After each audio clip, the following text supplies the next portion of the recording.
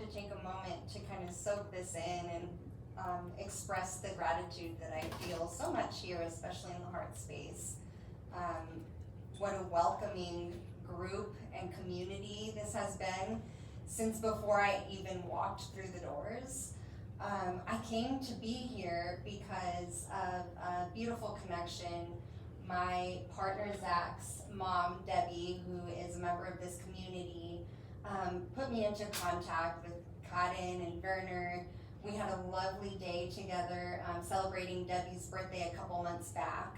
And then eventually that led to a beautiful virtual connection that I got to have with Anne, who you just heard from on the screen.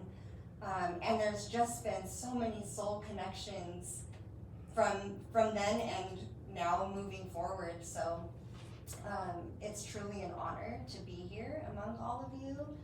I have to admit, when Debbie kind of threw this idea out there, I had a moment of self-doubt. I thought, what gives me the authority to speak to such a conscious group of individuals?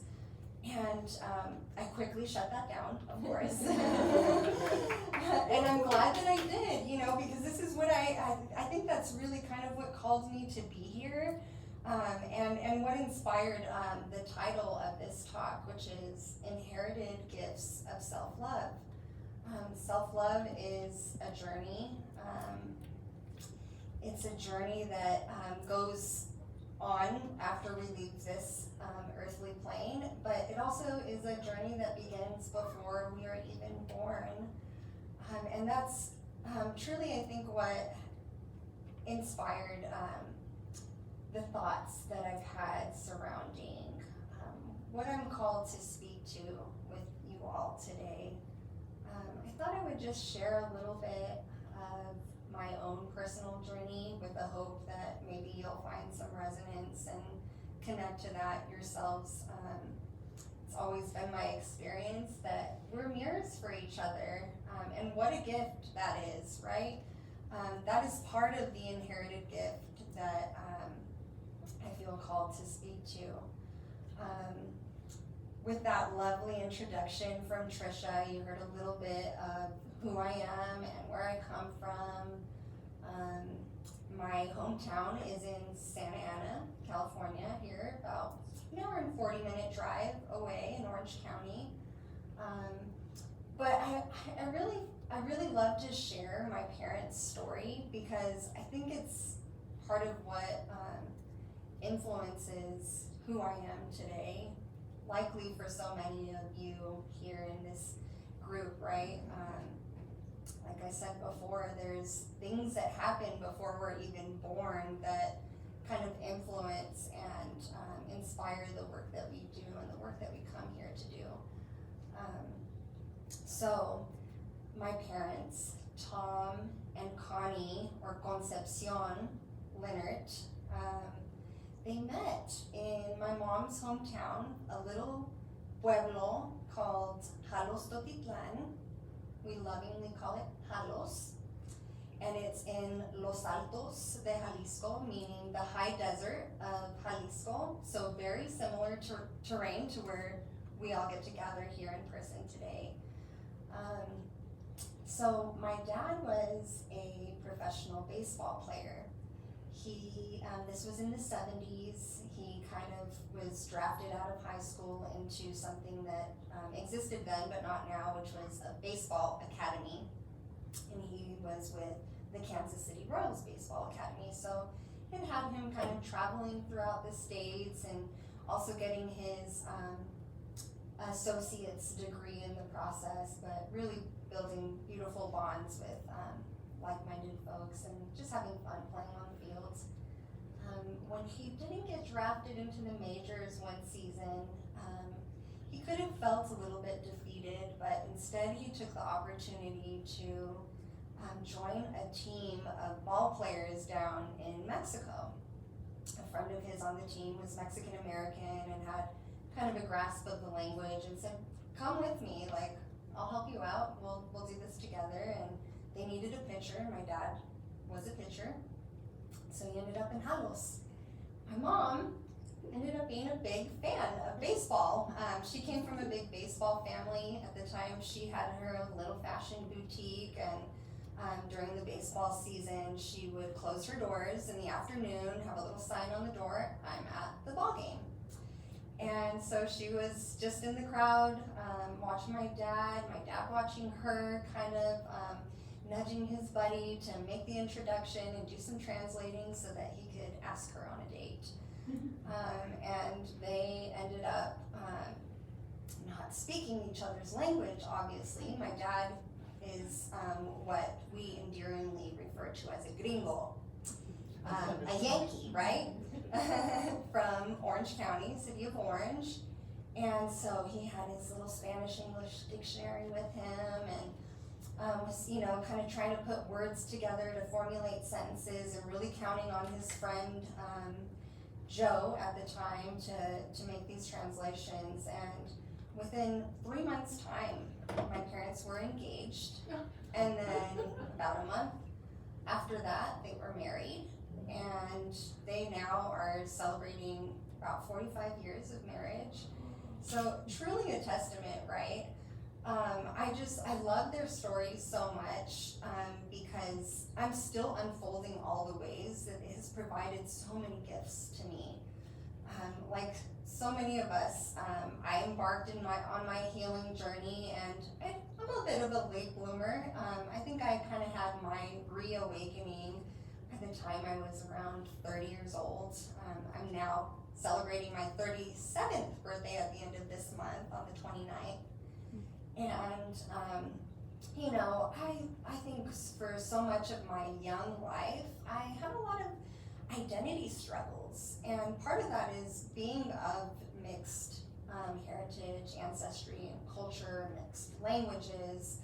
I kind of felt very in between, and sometimes outside of,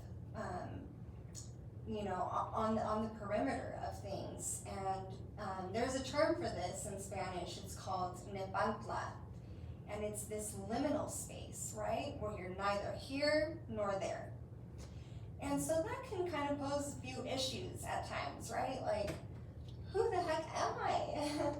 And so it took a lot of work for me to sort of discover who I am intrinsically, who I am beneath this skin, beneath this body, beneath my positionality and presentation, and all of the things that have also been imposed on me for one reason or another, society, norms, these kinds of things.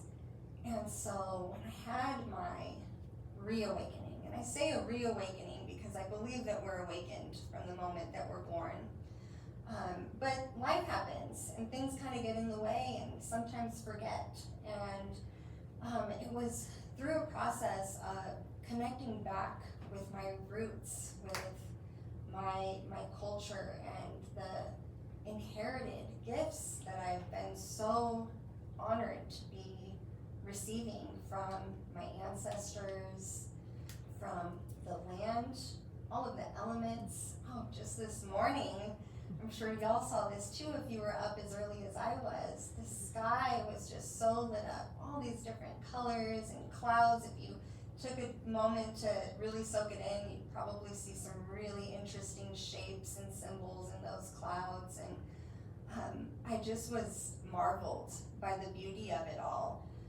I know my partner was too. He had expressed that he had a moment with this guy himself this morning.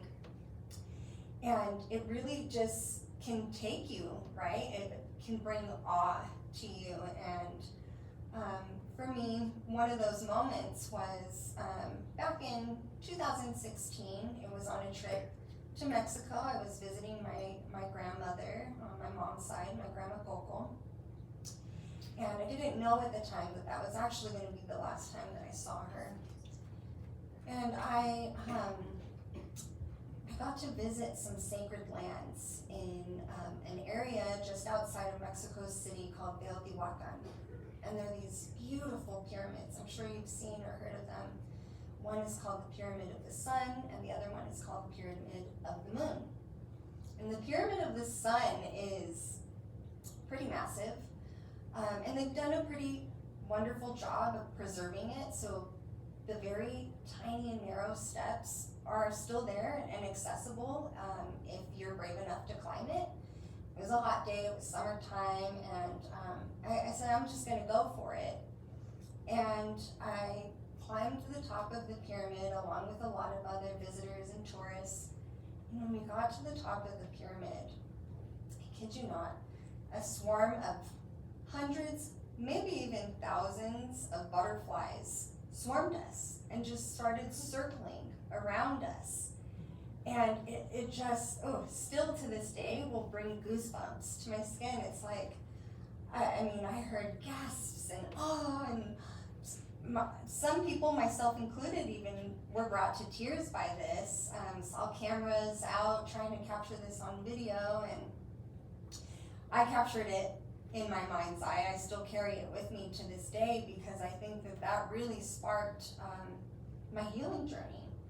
I was so taken by this that I had to come home and do a little bit of research. I thought, maybe I just didn't realize that I was visiting during a period of migration. Maybe the tourists knew something I didn't and they timed their visit perfectly with this phenomenon. And that wasn't the case. It was just a really special moment that the group that was there with me that day got to experience. And through that research, I soon discovered that the indigenous people of the land believe that these butterflies represent our ancestors' spirits. And so I really have truly carried that with me ever since, because it has curtailed so many other beautiful events in my life, a lot of other research, investigation, and studying. As mentioned in the bio that was presented for me, I'm a student of curanderismo, which is Mesoamerican shamanism. And it's through these practices of connecting with my inherited gifts that I have found pieces of myself that I had forgotten were there. And so I started to kind of release the binds of self-doubt and insecurity that used to kind of fester in my body and made me a little awkward and uncomfortable in certain spaces. It was like, just always trying to kind of assimilate or fit in, or even just look for a sense of belonging and purpose in the external. It helped me go inward. It helped me receive those inherited gifts as a means of self-love. And I could go on and on about this. I've probably taken up sufficient time. I think you get the idea. I hope that this just leaves you with a little nugget of inspiration to maybe observe the clouds or spend some time in nature, and maybe even hold on to other inherited gifts, right? An inheritance, I think, insinuates a deep connection, right? And this doesn't have to be a blood connection, although sometimes that is the case. We also get to have our chosen family, which I'm seeing is what's happened here among the crowd. This gives me feelings of family. So I think you understand. And with that, I would like to invite, I brought someone from my family, a dear cousin of mine, Mateo, who's traveled with me here today, and I'm just always so inspired and in awe of his inherited gifts. He's a musician, he plays the djembe, and I'm going to ask Mateo to come up here and play the djembe while I guide us in a little meditation.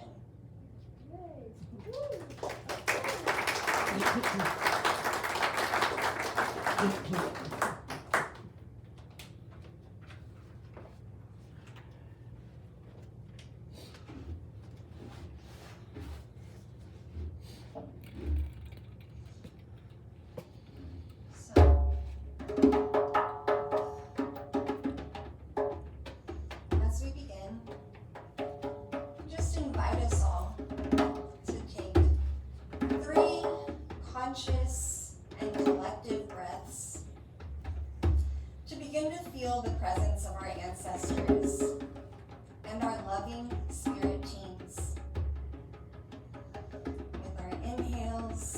we allow ourselves to receive healing, encouragement, and support. And as we exhale, we offer up our love and prayer to our Great Spirit, our Creator, and to this beautiful land that holds and supports us. Now, if you haven't yet, begin to close your eyes or soften your gaze. If you can, bring awareness to your breath. Feel gratitude towards yourself for showing up here. Breathe love into your heart space and acknowledge your highest self. In your mind's eye, you might visualize this best and brightest version of you seated in front of or beside you.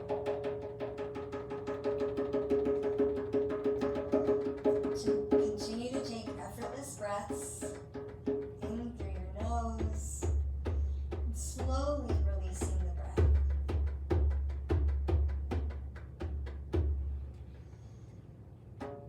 Find a natural rhythm that suits you.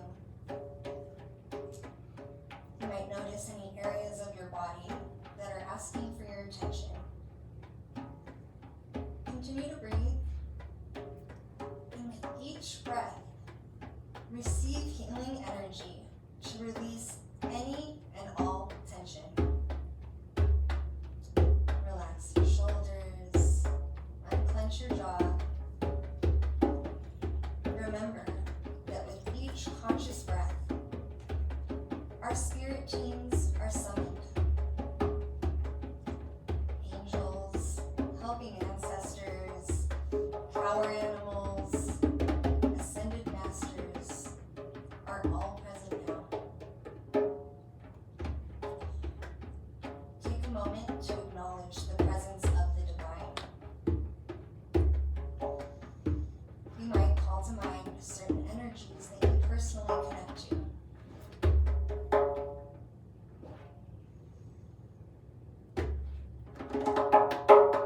Check in with your breath. And as you continue to release and cleanse with each breath, bring awareness to your root chakra. You might feel sensations in your tailbone as you harness your breath to begin grounding. Energy is now pouring into your crown and flowing down from each of your chakras all the way into your root.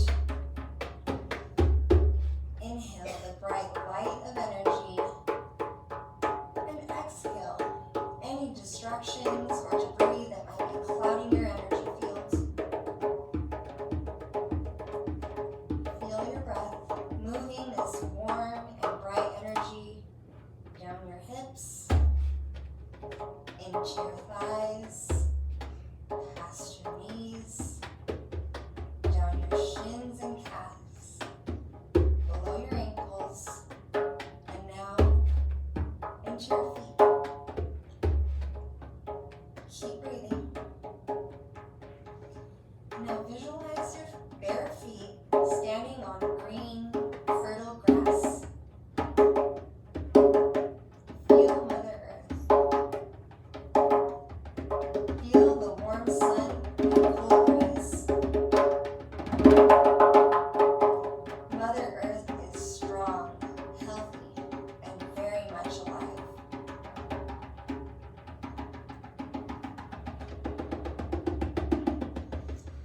Feel her stable comfort that cradles you gently. Inhale that comfort and support. You might visualize sprouting healthy, vine-like roots from the soles of your feet. You are now integrating into the earth as your vibrant roots move their way down into each layer of the earth. With each breath, your roots grow deeper.